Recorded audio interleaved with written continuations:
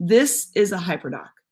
This is a complete lesson. Now it's packaged on a Google Doc, yes. And if you look at this and you think, it's just a Google Doc with links. Well, you know what? You're right, because technically, yeah, it is a Google Doc. And yes, there are links, but there is such purposeful lesson design behind every word and every link on here. And so we start off with good lesson design, engage. And then here's that explore piece. And that explore piece was exactly where that text set, that multimedia text set, fit in. That is getting kids to explore a concept before you explain it, before you lecture. Let them make meaning.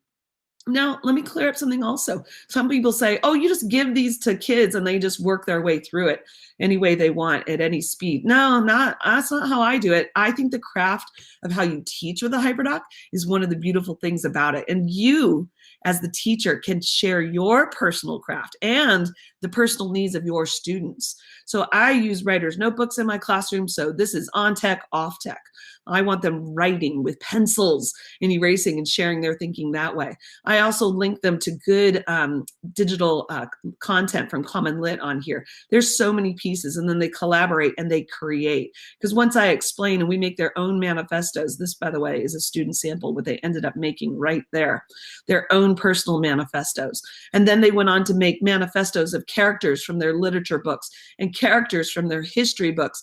Whose manifesto would this be? Can you tell which character from a book? There's so many ways to apply this.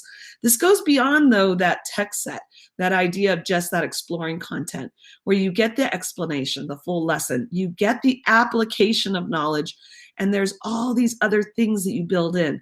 On their class slide deck, every student was able to share. Look at this HyperDoc that was actually created on a Google Slides, Humans of New York, where you can go through, and it's absolutely amazing what you do on this one, where you it's modeled after the Humans of New York, and you go through and you get to experience this one and learn these stories of kids from around, not just in our town, but around the world. And then you start to make your own humans of your district or your community or your school. It's a really great way to get kids to work together collaboratively. If you're looking for history examples, what happened to the USS Maine? This one's also built on a slide deck.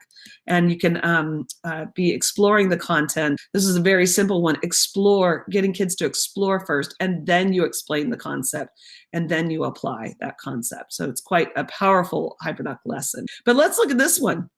You don't see those terms, explore, explain, apply, on this one. This teacher was ready to move beyond it. So you might look at this and think this is just a digital worksheet. This lesson is so far beyond that. And attached to it, there's a video of this lesson in action with third graders. This lesson goes so far beyond, it gets into sticky learning, where kids, third graders, are knowing how to use commas just by going through these experiences, following up with part 2 and part 3, all the links together there, packaged for a really meaningful lesson.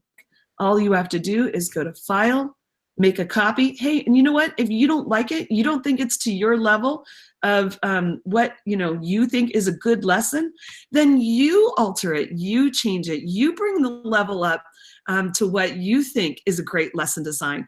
I'm not here to tell teachers that they're wrong with their lesson design. Teaching is very personal. So I think if you have something to say about that, I'd like to see how you redesign it and share it back. I hope this cleared up some confusion between the difference of a web quest, a doc with links, multimedia text sets, HyperDocs. What is the madness? You know what? It comes down to one thing: teaching really well, whether you're on tech or off tech. Take it or leave it. Lisa, do you have a mic so you could drop it?